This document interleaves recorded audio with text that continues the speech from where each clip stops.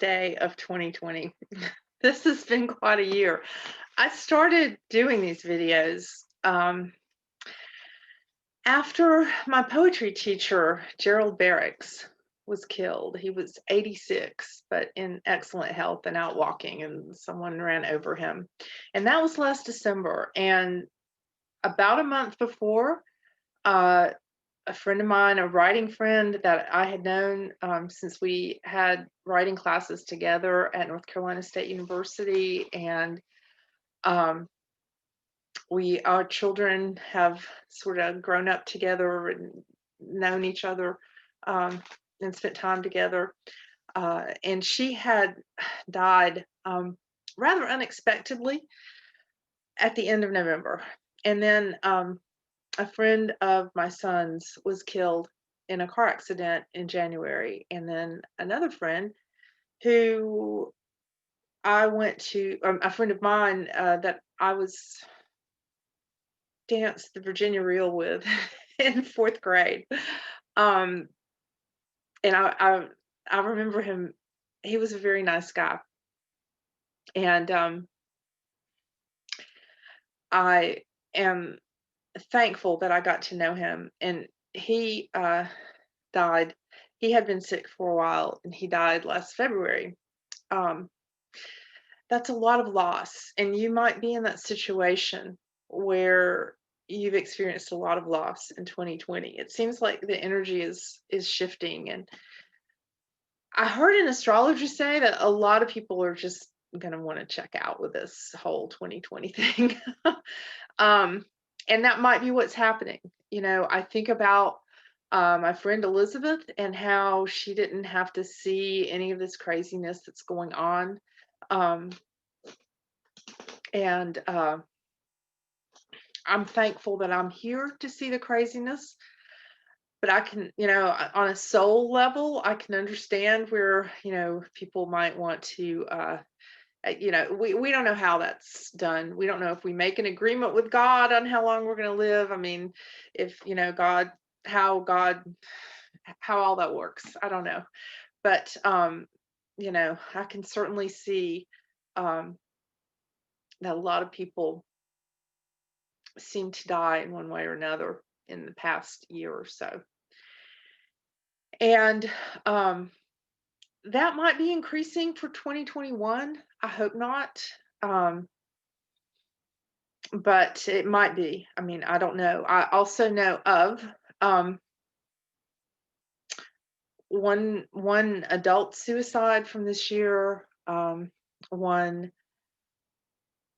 suicide of a child that I heard about, I think a 12-year-old, one attempted suicide from a teen, and those have all been since March, and all based on, or the suicides were based on, or attempted suicide was based on, those were all based on, everything being taken away.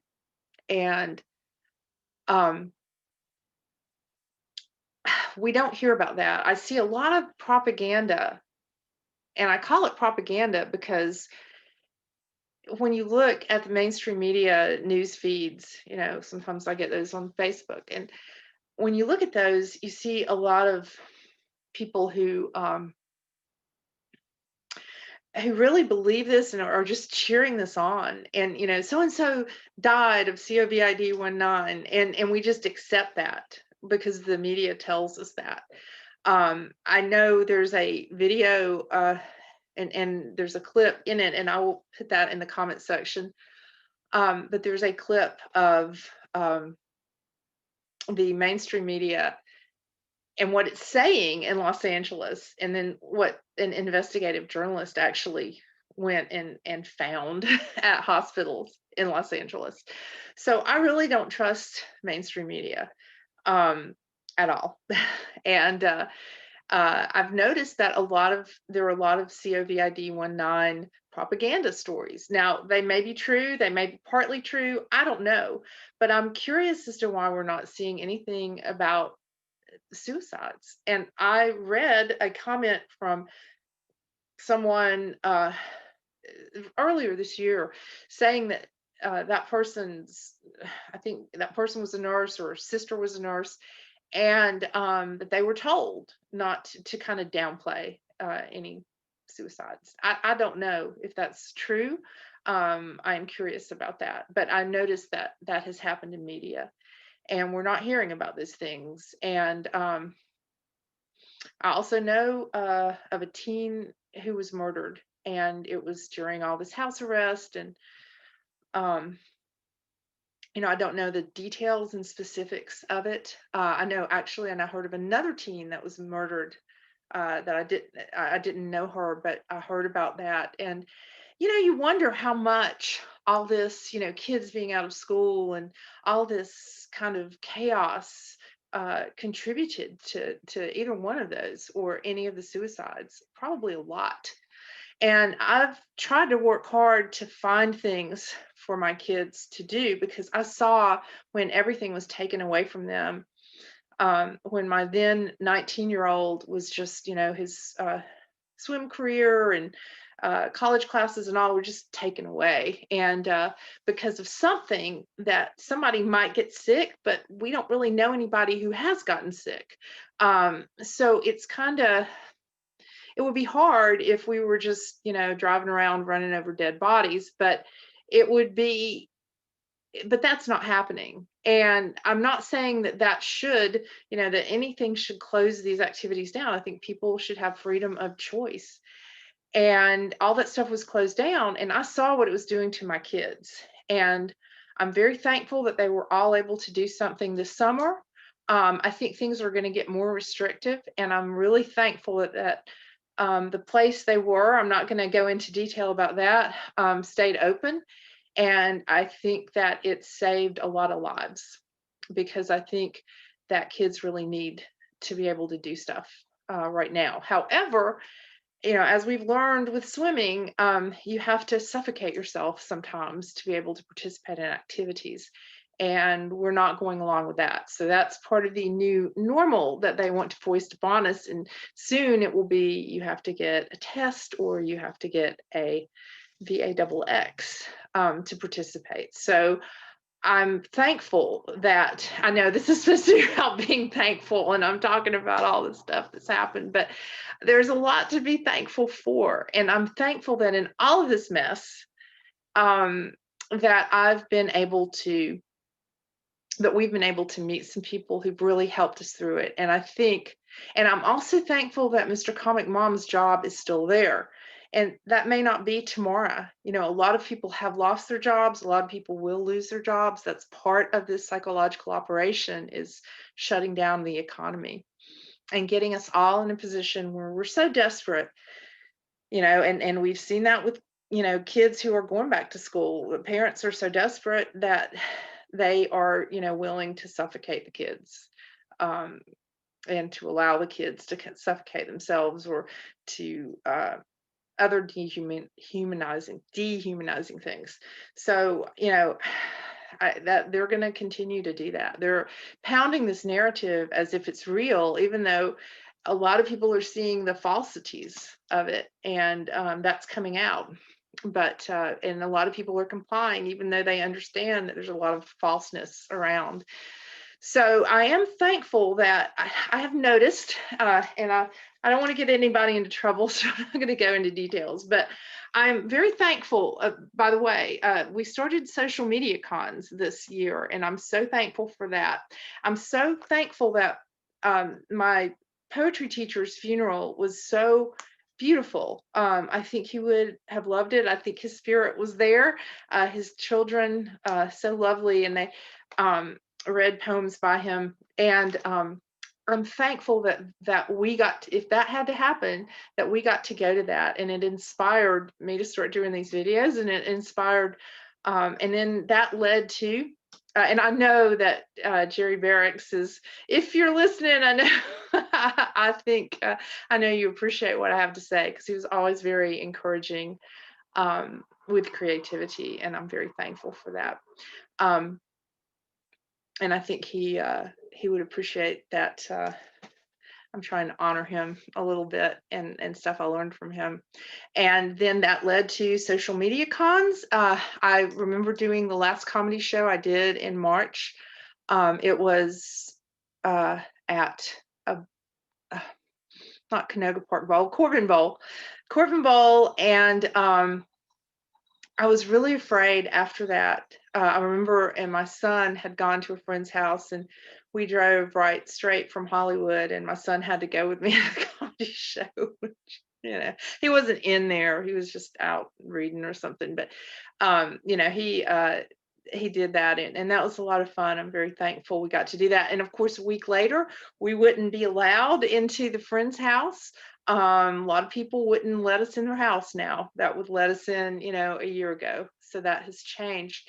And I did comedy that night, and I thought, and then Sunday night I did comedy at the Liquid Zoo, and that's when they were really shutting down things. It was on the Ides of March, and they were, and we had gone so many places, and then traveled and stuff. And I'm really thankful I got to see my 19-year-old's last swim meet before everything closed down. I'm really thankful for that.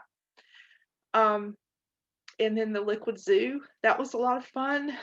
And that last night, people said, "Oh, we'll see you in April." And I knew that they wouldn't be seeing me in April. I knew that we wouldn't be seeing each other again for a long time, if ever. Um, and that has happened.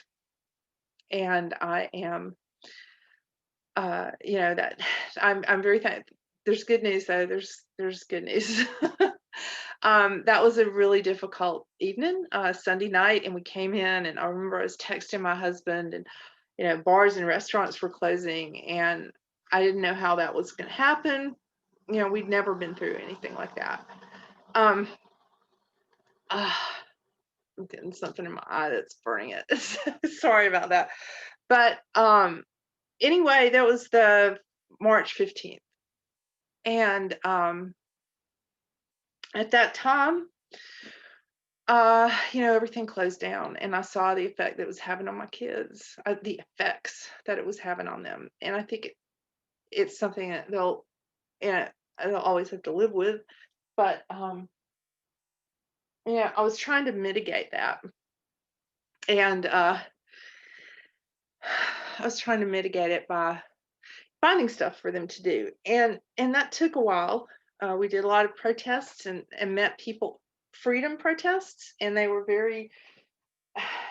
They allow my kids to get out and to go, and there were businesses open, and they could do stuff and buy stuff, and I think that was really important. I'm thankful for that. Thankful for what they did this summer. Thankful for the art class that we found and the teachers of that, who are awesome. My 17-year-old has been wanting to take art classes, and they all like it, art. So that was just beautiful that we found that. And I also found, and this, so let's see, Brian and Tracy, thankful that I met y'all. We knew each other. Brian and I did comedy together years ago, but comics, we see each other, but we don't know that much about each other. And we see each other sporadically. Some people I used to see a lot at Liquid Zoo, and then some people I hadn't seen Brian in years, and then now we're doing social media cons together, and I got to meet his wife Tracy, who's lovely and very awesome in terms of freedom and standing up for her rights, and that's really been nice. um, music teachers music teachers I have found, coast to coast, we know at least three music teachers who just really see through all this stuff and have since the beginning. And there's also a music shop. The music shops have really been good about things. And one of the music shops told me, or the person, the owner said, we think we're an essential business. And I do too, but I think all businesses are essential. So I would like to thank the music teachers. I appreciate them. um, for not all music teachers I know see through this stuff. Some are living in fear, but a lot of them, and I'm thankful for the ones that we found. Music shops, friends who see through the stuff, And I'm very thankful that we have friends who see through this and aren't afraid to be with us. And I really miss the friends that we have who don't see through this and who are living in fear and who wouldn't dare, if we came up to ask them for help at their house, they wouldn't let us in. And that hurts too much. So I'm sad. I really miss those people. And that's sad. Chiropractor, I found two chiropractors, one on each coast, that are seeing through this and don't require any MASKS, any suffocation. Mark Selzer. So after that last comedy show, I was sure that I would never do comedy again. And then all the comics that I could see on Facebook seemed to be just scared to death and, living in fear. And then I found Brian Ross, who agreed with me on a lot of stuff, and Casey Judson, who did that, and Elizabeth Stanton. We knew each other. We had done comedy together, um, and Pauline Williams, and other people who've been on social media cons. Um, Phil Perrier, Donna Leffert. I really appreciate, and others. Others, please forgive me if I'm not mentioning you. Um, PJ Stansberry, I think. Gosh, we've had a lot of people on, and I really appreciate all of that. I really do. I've learned a lot from doing this show, and so I was sure I would never do live comedy again. And then in in Rocktober, as we used to call it in radio, um, Mark Selzer called me, or no, he Facebook messaged me, the equivalent of calling, and he asked me to do a show, and I was able to do a really awesome show somewhere in Los Angeles that was live, and it had a really good audience, and people were ready to hear comedy, and it was really wonderful, and I'm so thankful for that, and I hope to do more of those. I hope so, and I'm thankful. I mean, as I say, I saw the effects that this had on my kids, and I was trying to, find stuff for them to do. Um, and I'm thankful that we have, and that we found people to be around. And even though I've lost some friends through, blocking them because they were mean to me, or other things. We've met a lot of wonderful people, and I'm very thankful for that. And it's interesting that the arts have really kind of taken us through this. Are taking us through this, and we don't know what's going to happen tomorrow. A lot of people are really looking forward to getting rid of 2020, but 2021 might not be any better. In fact, I'll post a link to the Ice Age farmers' latest video on how they're going to use this PCR test process, and how they're going to use the COVID-19 virus to shut down animal agriculture. And if you're a vegetarian or vegan, that may sound good for you, but it's not actually good for the planet, and it's not very healthy for us. And the alternative that they're trying to force us into seems to be eating insects and stuff for protein. So, which, if that's your thing, do it. But we're being forced into a lot of stuff, and I'm thankful that I found a lot of people who are resisting. And I remember hugging someone named Summer. She was a hairstylist in Huntington Beach when we went to that first protest, and my kids were just really like, being able to do what teenagers do, which is just go and get stuff and be around people and all. And it was great. And I was able, when all this started, I really didn't think I would be able to hug anybody anymore, but I talked to this girl, Summer, and then we hugged before I left, and it was wonderful and beautiful. And I've been able to hug a lot of people since then, and I'm so thankful for that. Really thankful for that. So I'll put a couple of videos in the comment section, and those are some things, people, I'm thankful for. Um, these people that have lost, especially those who've lost kids this year. My son's friend's mother and that whole family. Please pray for them. Pray for people who've lost loved ones this year. If you're a praying person, send good vibes their way, because a lot of people have lost a lot this year, and we may lose more next year. We think it's going to be a better year. We hoped that about 2020, but we don't know how it's going to be. So we need to make sure that we're okay and we're surrounded by good, loving people. And I'm thankful that I am, and that my family, has been able to weather this together. What a blessing. What a blessing it is. Okay. I probably have more stuff to be thankful for, but that's all I'm going to do right now. And I'm going to read a poem called Artistic Selfishness. What's genius? I don't know. But I do know that the difference between a madman and a professional is that a pro does as well as he can within what he has set out to do, and a madman does exceptionally well in what he can't help doing. Now I am looking into this unshaded light bulb at 11:37 p.m. on a Monday night, thinking tiny names like Van Gogh, Chatterton, Plath, Crane, Artaud, Chinaski. Chinaski is what Charles Bukowski used to call himself sometimes, Chinaski. So he's among the great artists, and I think he is. And I think that poetry is very human.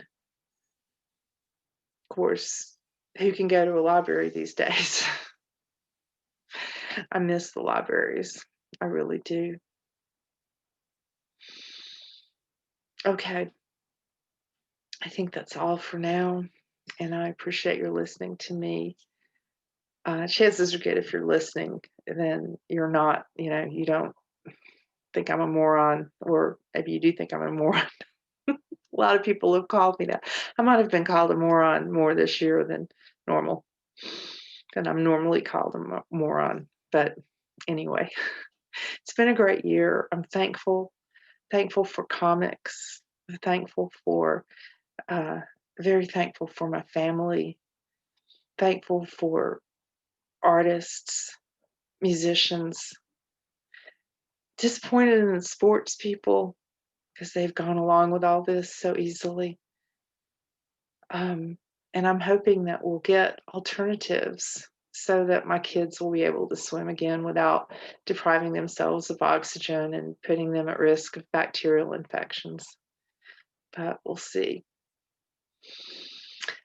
This is the last day of the year, but it's always just one day at a time.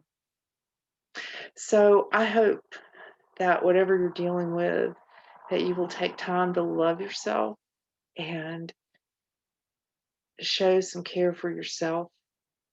And then it becomes pretty easy to show care and love other people. I really am lucky because every time I do a comedy show, I come home to my family, and that's a blessing. That's a real blessing. So if you have a family to come home to, it's awesome. And if you don't, I know you probably have people that love you and that you love. And I hope that you can see them and hug them and love them the way you want for 2021. And I hope you have a wonderful New Year's Eve.